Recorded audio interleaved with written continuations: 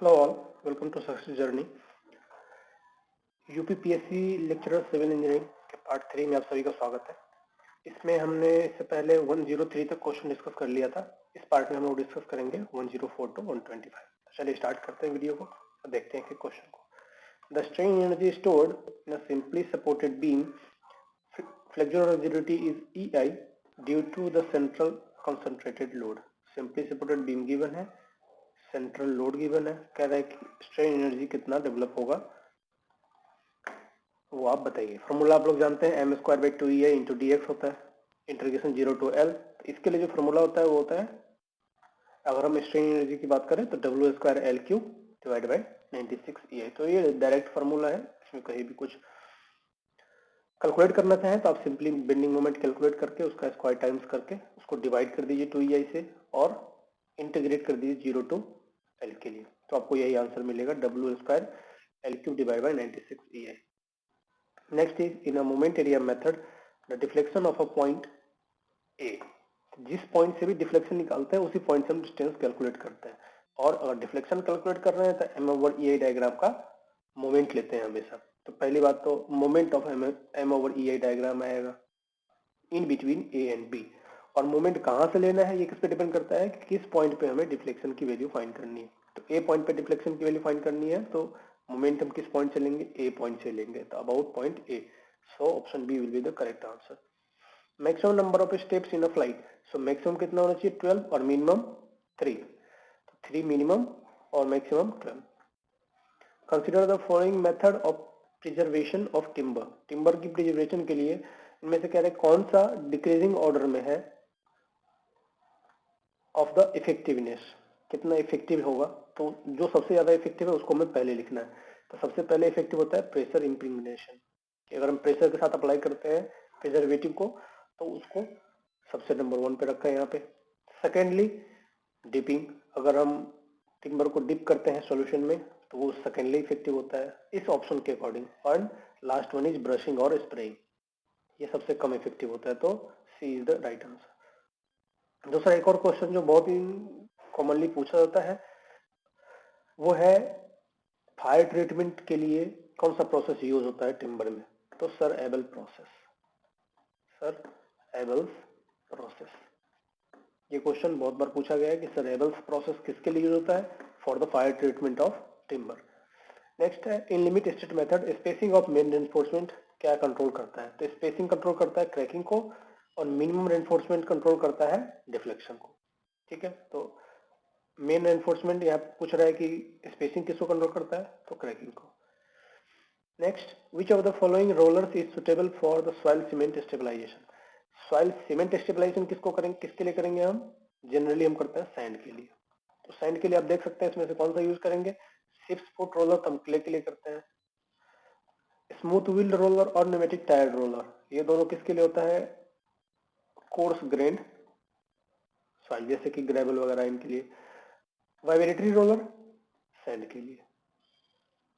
Next है the group efficiency of pile, तो ये तो क्लियर है 100% से ग्रेटर होता है कोहेजनलेस सॉइल के लिए और कोहेसिव सॉइल में लेस देन 100%।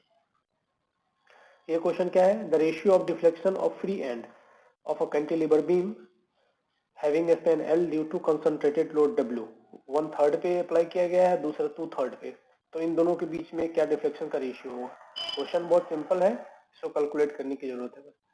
कैंटिलीवर बीम है, एक लोड कह रहा है 1/3 पे अप्लाइड है और दूसरी लोड 2/3 पे अप्लाइड है, और डिफ्लेक्शन कह रहा है इस पॉइंट पे। तो डिफ्लेक्शन का फॉर्मूला हम लोग जानते हैं कि यहाँ पे तो हम इजीली निकाल सकते हैं, तो यहाँ पे निकालेंगे तो W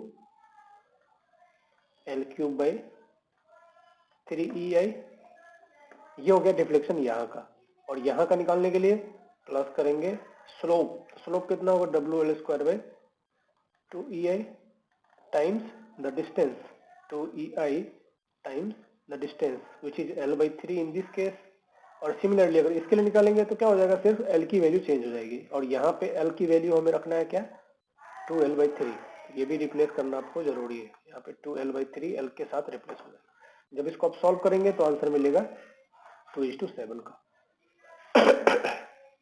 Hot bitumen is used in DPC in building it can be applied with the minimum thickness of, तो ये तो डायरेक्ट क्वेश्चन है, फैक्चुअल क्वेश्चन है 3 mm। तो अगर हॉट बिटुमिन यूज कर रहे हैं तो मिनिमम थिकनेस कितना होना चाहिए 3 mm का। Which of the following is not a dryer in paint, dryer कौन सा नहीं है, तो लिथार्ज, रेड लेड ऑक्साइड, ये सभी ड्रायर का काम करते हैं जल्दी ड्राई करने का, बट कॉपर सल्फेट इसमें से एक इनकरेक्ट ऑप्शन है। The reinforced concrete beam width given है, डेप्थ गिवन है, रेनफोर्समेंट का ग्रेड गिवन है 415, और can as per the provision of 456 minimum and maximum tension reinforcement, minimum के लिए हम जानते हैं ये फॉर्मूला होता है 0.85/fy is equal to AS over BD। AS की वैल्यू यहाँ पे फाइंड करनी है, बाकी सब गिवन है, B गिवन है 250, D गिवन है 400, FY गिवन है 415, इसकी वैल्यू को अगर आप इंसर्ट करेंगे तो AS की वैल्यू मिल जाएगी जो कि मिनिमम स्टील होगा, वो है 205 आएगा इसको सॉल्व करने के बाद। मैक्सिमम कितना होता है 0.4% ऑफ द BD, तो यहाँ पे कैपिटल D होना चाहिए, बट कैपिटल D हमें गिवन नहीं है, तो अगर हम स्मॉल d से फाइंड करेंगे तो क्या आएगा 250 इंटू 400 मल्टीप्लाई बाय 4%, तो 4% को अगर हम सॉल्व करेंगे तो आएगा 4000 के आसपास, तो B is the right answer.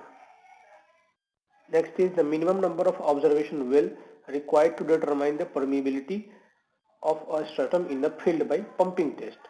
तो पंपिंग आउट टेस्ट में कह रहे हैं कि कितने number of minimum observation well कितने होंगे, तो एक तो होता है पंपिंग वेल जिससे हम वाटर को पंप करते हैं, और मिनिमम 2 ऑब्जर्वेशन वेल हमें चाहिए ड्रॉ डाउन को मेजर करने के लिए, एक की डिस्टेंस R1 दूसरे की डिस्टेंस R2, तो मिनिमम 2 ऑब्जर्वेशन वेल चाहिए, तो B option is the correct. और फार्मूला क्या होता है इसको फाइंड करने का, ये रहा Q into log base E R2 upon R1 R into H2 square minus H1 का H1 स्क्वायर। H1 और H2 क्या है, इन दोनों की डेटम से हाइट, जितना इसमें लेवल आ रहा है ये H1 और इसमें जितना लेवल आ रहा होगा ये H2, इस तरह से हम निकालते हैं। तो मिनिमम नंबर ऑफ ऑब्जर्वेशन कितना हो गया 2। If the forces 1 Newton 2 Newton 3 Newton 4 Newton, अगर कह रहा है कि ये सभी हेक्सागोन के साइड्स है तो रिजल्टेंट कितना आएगा, रिजल्टेंट जब हम फाइंड करेंगे तो पहले तो Fx निकालना है, रिजल्टेंट ऑफ x स्क्वायर, तो सभी फोर्स को x के रेस्पेक्ट में x डायरेक्शन में हम रिजॉल्व करेंगे, तो इसमें आता है फोर्स 4.1। सिमिलरली अगर Fy फाइंड करेंगे तो ये भी आएगा 4.1। हेक्सागोन अगर हम बनाते हैं तो अगर हम इसको रिजॉल्व करते जाएंगे तो इस केस में दोनों की वैल्यू Fx और Fy दोनों की वैल्यू 4.1, रिजल्टेंट के लिए हमें दोनों को स्क्वायर करके अंडर रूट कर देना है, तो ये आता है 5.79 के आसपास। The nearest answer is 6 Newton. For a single point load W moving on a symmetrical parabolic 3-inch arch span L, maximum sagging moment occurs। तो ये ILD का क्वेश्चन है, तो मैक्सिमम सैगिंग मोमेंट कब अकर होता है, जब लोड की वैल्यू दोनों ही एंड से, इधर से भी और इधर से भी 0.211 L पे सिचुएटेड हो, तो ये एब्सोल्यूट मैक्सिमम बेंडिंग मोमेंट की लोकेशन है। तो अगर लोडिंग की वैल्यू यहाँ पे होगी सिंगल पॉइंट लोड के लिए तो मैक्सिमम बेंडिंग मोमेंट अकर होगा दोनों ही एंड से, अगर ये यहाँ से हो तब भी और यहाँ से हो तब भी। A course of stone provided just below the cornice is known as, cornice किसको बोलते हैं, जो स्लैब के नीचे एक सपोर्ट प्रोवाइड किया था उसको बोलते हैं cornice। तो एक स्टोन का ही होता है, ये भी cornice भी स्टोन का ही जनरली बना होता है, इसको बोलते हैं फ्रीज। तो option A is the right answer. Next is as per 456 2000 maximum water cement ratio. तो अगेन ये टेबल 5 में आपको क्लियरली गिवन है 456 के हर एक कंडीशन के लिए मिनिमम कितनी वैल्यू है और मैक्सिमम कितनी वैल्यू। तो सीमेंट कंटेंट यहाँ पे 240 है क्योंकि कंडीशन कौन सा पूछा है, मॉडरेट कंडीशन। तो 220 से लेकर 260 तक मैक्सिमम वैल्यू है, 220 है माइल्ड के लिए और 260 है एक्सट्रीम कंडीशन के लिए। तो 240 और इसके लिए वाटर सीमेंट रेशियो की वैल्यू भी गिवन है। तो इसके लिए तो सिंपली आपको टेबल 5 याद होना चाहिए और इसमें कोई भी लॉजिक है नहीं। Table 5 of 456। Flexural tensile strength 0.7 into under root F C k, ये भी 456 में ही गिवन है, इसमें भी कुछ जादू है नहीं, बस इसमें आपको याद रखना है कि मल्टीप्लाई होता है 0.7 into under root F C K. Next is which test is to be determine to be conducted in laboratory for the determination of shear strength parameters. C और फाई को फाइंड करने के लिए कौन सा टेस्ट होता है, तो ये मोस्ट कॉमन और मोस्ट पॉपुलर टेस्ट है triaxial test. Proctor test density के लिए, ये भी डेंसिटी के लिए, और Atterberg limit, liquid limit, plastic limit find करने के लिए। तो triaxial compression test is a right answer. Toughness index of a clayey soil is given by, तो IP upon IF। Plasticity index divide by flow index. A is the right answer. Pick the incorrect statement. On a principal plane only normal stress act. Incorrect कह रहा है, principal plane पे only normal stress ही act करता है। ये भी हम जानते हैं कि प्रिंसिपल प्लेन अगर है तो प्रिंसिपल प्लेन पे नॉर्मल ही एक्ट करता है, फिर स्ट्रेस हमेशा जीरो होता है। ये स्टेटमेंट तो सही है। Isotropic state of stress is independent of frame of reference.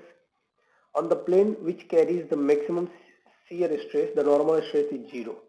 ये गलत है, क्योंकि नॉर्मल स्ट्रेस किसी भी प्लेन पे जीरो नहीं होता। शियर स्ट्रेस जीरो होता है प्रिंसिपल प्लेन पे, बट नॉर्मल स्ट्रेस किसी भी प्लेन पे जीरो नहीं होता।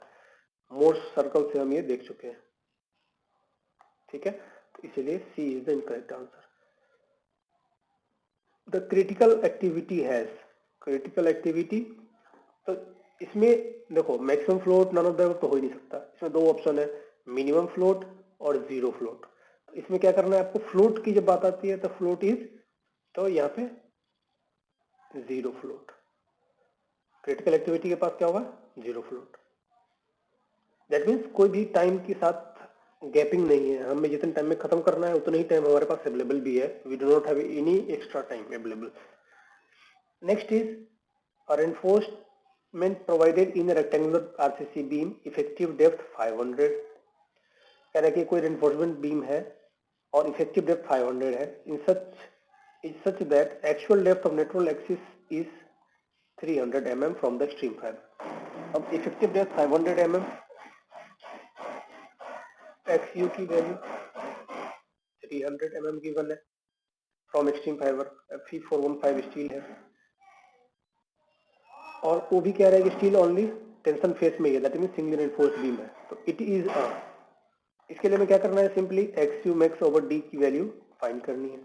तो XU मैक्स ओवर D भी फाइंड भी नहीं करनी, बल्कि एक कोड में IS456 में प्रोवाइड करता है। तो XU max over D for Fe415 कितना होता है, 0.48 टाइम्स द D। तो 0.48 D करेंगे अगर आप, तो 0.48 इंटू D देखिए कितना आता है, और D हमें 500 गिवन है। 0.48 D जब आप इसको करेंगे तो ये जनरली ओवर एनफोर्स्ड आता है, 0.48 इंटू D। तो ये ओवर एनफोर्स्ड यहाँ पे देखने को मिलता है, ठीक है। तो ये था हमारा क्वेश्चन। नेक्स्ट पार्ट में हम डिस्कस करेंगे पेपर 2 का सॉल्यूशन।